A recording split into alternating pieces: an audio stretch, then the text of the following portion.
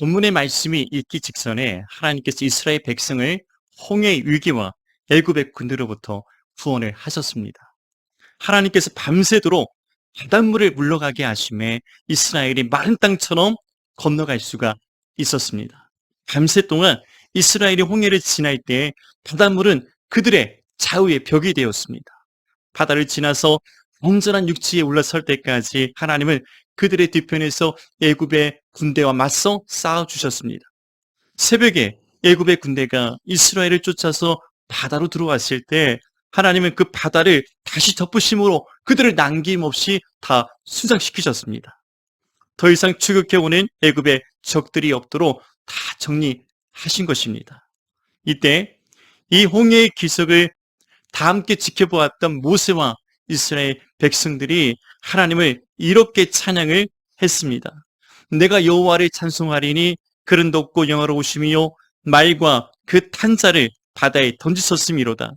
여호와는 나의 힘이시며 노래시며 나의 구원이시로다. 그는 나의 하나님이시니 내가 그를 찬송할 것이요 내 아버지의 하나님이시니 내가 그를 높이리로다. 바로 오늘 본문에 앞서서 출애굽기 15장 1절에서 18절의 말씀의 대략적인 내용입니다. 그렇게 출애굽한 이스라엘의 40년의 광야 생활이 시작이 되었습니다. 그들이 살아가야 했던 광야는 사람이 살기에 적당한 좋은 환경이 아니었습니다. 처음부터 그들은 사흘길, 즉 3일길을 걸었으나 광야에서 한 모금의 물도 얻지를 못했습니다. 편하게 쉴 그늘이 없었고 마음껏 마실 물도 얻지 못했다는 것입니다. 낮과 밤의 온도차가 심해서 낮에는 더위와 밤에는 추위와 맞서 싸워야 견뎌야 했습니다. 그러나 하나님은 이런 광야에서도 언제나 은혜를 베푸셨다는 것입니다. 낮에는 구름으로 밤에는 불로써 그 기둥으로 광야 생활을 인도하셨고 때마다 준비된 양식으로 먹이셨습니다. 물론 그들의 요구를 하나님이 다 들어주셨던 것은 아닙니다. 최소한의 그들이 필요했던 것들만 하나님께서 공급하시고 채워주셨던 것입니다. 사람은 누구나 먹고 살만 하면 하나님을 쉽게 잊어버리게 됩니다. 하나님이 아닌 다른 것들을 구하고 찾고 섬기려는 죄의 성향을 우리 인간은 누구나 가지고 있습니다. 누구나 하나님의 은혜의 자리를 떠나서 죄악의 시궁창으로 향하는 것입니다. 광야 이스라엘 백성은 영광의 하나님과 함께하는 지속적인 훈련을 받아야 했습니다. 바로 이것이 광야 생활의 목적이었습니다.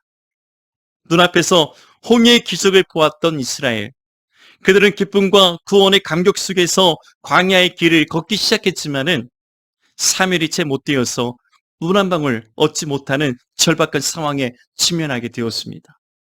그렇게 하루 이틀 광야의 길을 걸었으나 마실 물을 구하지 못한 그들은 3일째 되던 그날에 일찍 모세를 향해서 원망하고 공격을 했습니다. 24절에 백성이 모세에게 원망하여 이르되 우리가 무엇을 마실까 하매, 이 본문에서 우리는 광야 인생 가운데에서 하나님께서 어떻게 우리를 인도하시는가에 대해서 깨닫게 됩니다. 첫째, 광야는 하나님의 학교입니다. 본문 22절에 모세가 홍해에서 이스라엘을 인도하며 그들이 나와서 수르 광야로 들어가서 거기서 사흘길을 걸었으나 물을 얻지 못하고 누구든지 원하든 원하지 않든 이 광야 학교에 들어가서 하나님의 독특한 신앙과 인생의 훈련을 받게 됩니다. 하나님은 출애굽한 이스라엘 백성도 이 광야 학교에서 훈련하시고 그렇게 인도하셨습니다. 신명기 1장 40절 말씀에 너희는 방향을 돌려 홍해길을 따라 광야로 들어갈지니라. 우리의 광야 같은 인생도 마찬가지입니다. 하나님은 이 광야 학교를 통해서 우리에게 말씀하시고 이 광야 학교를 통해서 우리의 믿음을 연단하시고 인도해 나가시는 것입니다. 이 모든 훈련의 최종 목표는 그리스도 예수의 사람으로 하나님의 거룩한 자녀로 하나님께서 양성하는 데 있습니다. 예배소서 4장 13절 말씀에 우리가 다 하나님의 아들을 믿는 것과 아는 일이 하나가 되어 온전한 사람을 이루어 그리스도의 장성한 분량이 충만한 데까지 이르리니, 하나님은 이 같은 목적을 갖고서 각 사람의 인생 광야에서 하나부터 10까지 말씀과 훈련으로 연단해 나가십니다. 그렇다면 우리가 언제 이 광야 학교를 졸업하게 될까요? 그것은 우리가 주님의 나라로 부르심 받을 때, 주님께서 다시 오시는 그 재림의 날이 될 것입니다. 하나님은 이 광야 학교에서 우리의 신앙과 인생을 여러모로 훈련하시고 연단하십니다. 그래서 신앙생활이 시작이 되면 때론 예수를 믿기 이전보다 더욱 혹독한 인생의 삶과 문제들을 만나게 됩니다. 없던 신앙의 환난과 박해도 받습니다. 바로 하나님의 광야 학교에서 우리를 훈련하시고 연단하시는 수업이라 할 것입니다. 때론 생각지도 못했던 신앙의 핍박을 받기도 하고 계속되는 세상의 염려와 근심으로 괴로워하기도 합니다. 성령은 친히 우리의 교사가 되셔서 이 모든 문제를 하나하나 은혜롭고 지혜롭게 풀어나갈 수 있도록, 우리가 이겨낼 수 있도록 도우신다는 것입니다. 우리의 믿음이 하나님의 말씀 위에 굳게 설 수 있도록 날마다 돕고 계십니다. 무엇보다 하나님께서는 각자의 신앙과 인생에 맞게 훈련과 연단을 하신다는 겁니다. 그래서 우리가 자주 시험에 넘어지는 것들은 내게서 가장 연약하고 취약한 부분에 대해서 하나님이 깎으시고 다듬으시고 훈련하시고 시험하시기 때문에 그렇습니다. 그것이 바로 40년의 광야 생활에서 하나님께서 이스라엘을 철저히 혹독하게 훈련하시고 연단하셨던 방법이었습니다. 그것은 이제 각자의 모든 인생에게 사용하시는 하나님의 방법이기도 합니다. 하나님은 작은 일에도 원망하고 불평했던 이스라엘을 철저히 하나님을 신뢰하고 예배하는 믿음의 백성들로 훈련해 나가셨습니다. 예수님도 공생애를 시작하시기 전에 성령에 이끌려서 광야 학교로 들어가서 40일간 금식 기도하며 사역을 준비하시지 않았습니까? 출애굽 1세대는 이렇게 광야에서 40년간 여러모로 혹독한 하나님의 훈련을 받은 직후에 하나님이 약속하셨던 그 땅으로 들어갈 수가 있었습니다. 40년간 그들이 먹고 마시며 살아가는 모든 삶의 환경을 관리하셨고 주관하셨던 것입니다. 이것이 이제 우리 모든 인생을 향한 하나님의 주권이자 하나님의 역사하시는 방법입니다. 아침마다 그들이 먹었던 만나와 저녁에 먹었던 메추라기도, 그들의 식단과 그들의 의식주까지 하나님은 다 관리하셨어요. 그들이 광야에서 거주하며 떠나는 모든 일정까지도 하나님은 다 주관하셨고 관리하셨습니다. 이렇게 하나님의 스케줄에 따라서 광야 이스라엘 백성을 순종해서 따라가야 했습니다. 우리 하나님은 우리 인생의 각자의 삶과 인생을 이끌어 가실 때 우리도 믿음으로 그렇게 순종하며 따라오기를 원하시는 줄로 믿습니다. 그렇다면 우리에게 이 광야 학교의 현장은 어디일까요? 때론 가정과 교회가, 우리가 살아가는 모든 삶의 현장이 하나님께서 우리의 믿음과 우리의 인생을 훈련하시고 연단하시는 광야 학교가 되는 것입니다. 때론 사랑하는 남편과 아내, 사랑하는 자녀들, 생활의 염려와 근심들, 직장과 사업장, 미래에 대한 걱정과 불안 등이 이 광야 학교의 수업의 재료가 되는 것입니다. 하나님은 이처럼 오늘도 우리를 이 광야 학교로 이끄시고 연단하시며 함께하고 계십니다. 무엇보다 말씀에 순종하는가, 하나님께 감사하는가, 하나님의 부르심에 순종하는가를 중점으로 시험하시고 훈련하시며 연단하시는 것입니다. 본문 25절 말씀에 거기서 여호와께서 그들을 위하여 법도와 율례를 정하시고 그들을 시험하실세라고 말씀하고 있습니다. 그렇게 우리의 믿음을 시험하시고 연단하셔서 각 사람이 예수 그리스도의 장성한 분량의 믿음의 사람이 되도록, 그리스도 예수의 사람으로 하나님의 거룩한 자녀들이 될 수 있도록 하나님은 그렇게 우리를 인도해 나가고 계십니다. 일째, 광야는 연약하고 취약된 나를 보게 합니다. 하나님의 광야 학교를 통해서 우리가 얼마나 무기력하고 나약한 취약된 존재인가를 철저히 깨닫게 하십니다. 베드로전서 5장 6절에 그러므로 하나님의 능하신 손 아래에서 겸손하라, 겸손하라 말씀하고 있습니다. 이스라엘 백성은 홍해 바다를 건넌 직후에 3일째 되던 그날 마실 물을 얻지 못하자 모세를 원망하기 시작했습니다.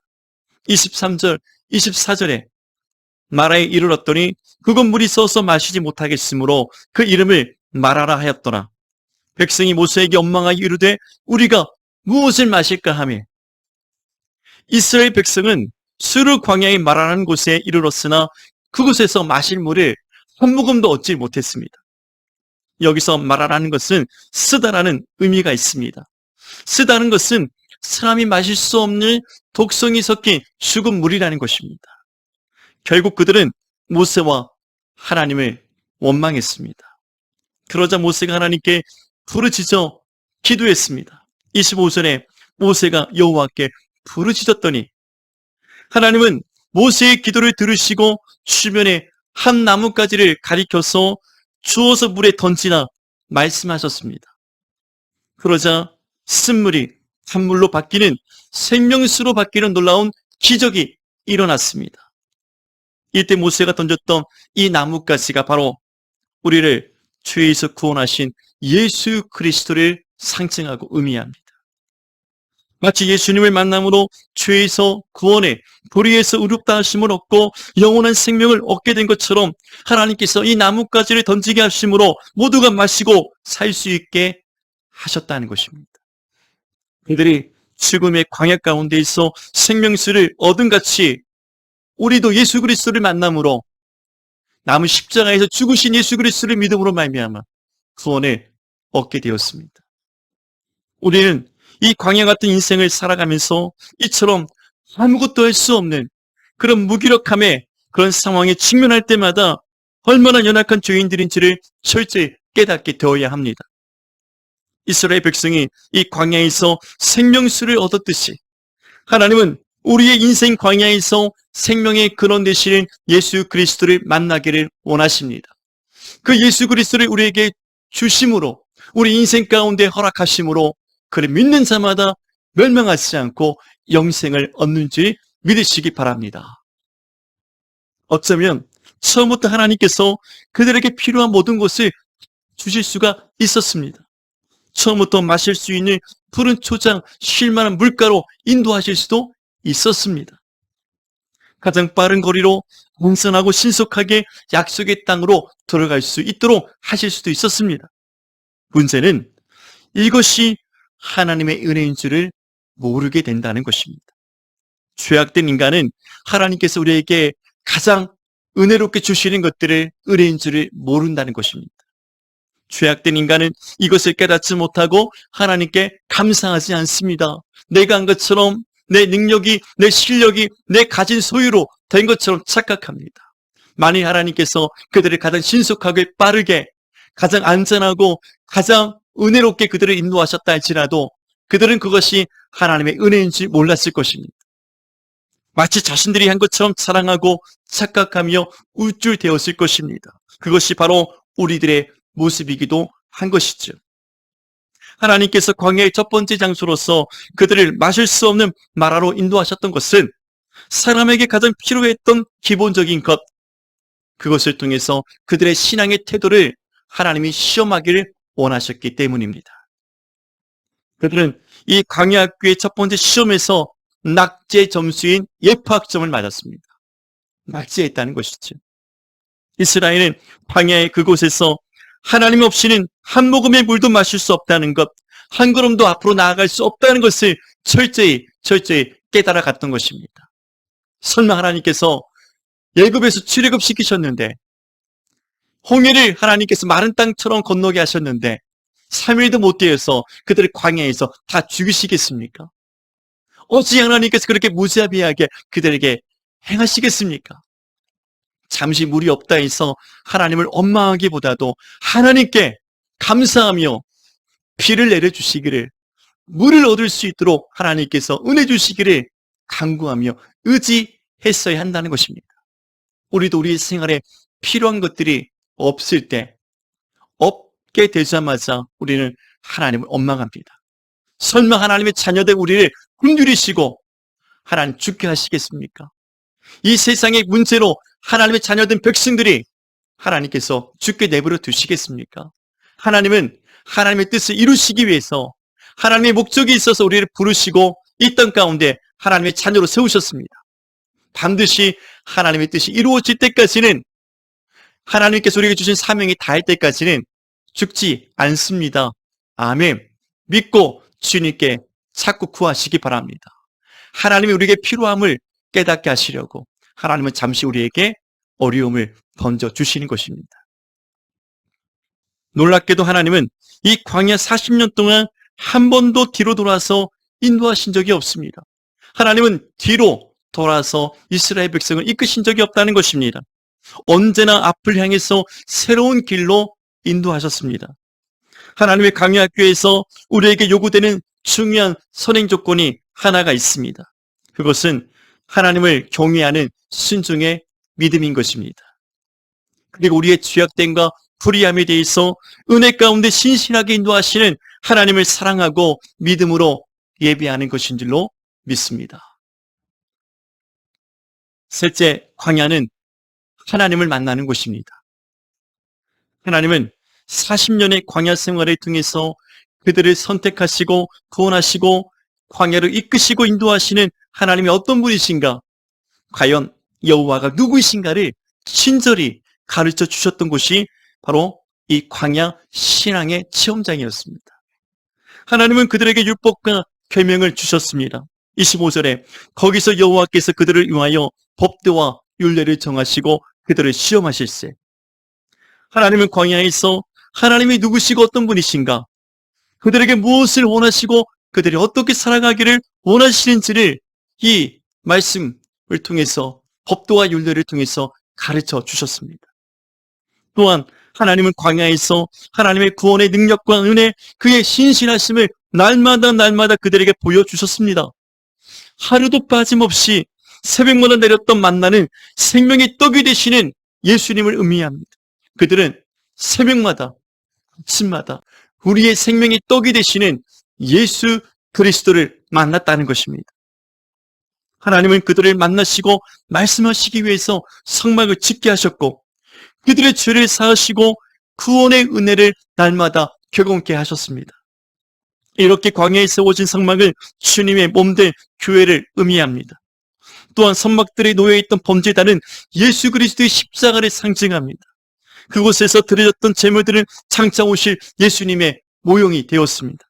지성소에 있던 하나님의 법궤에 속죄수에 뿌려진 어린 양의 피도 예수 그리스도의 십자가의 보혈을 의미하는 것입니다. 광야에서 진을 치고 떠나서 움직일 때마다 앞서 나갔던 구름기둥과 불기둥도 우리가 믿음으로 바라보고 따라가야 될 예수 그리스도를 의미하는 것입니다.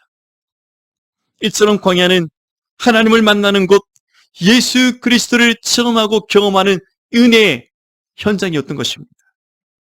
우리 인생의 광야도 마찬가지입니다. 삶의 곳곳에서 우리는 하나님을 만날 수 있습니다. 예수님을 경험할 수 있습니다.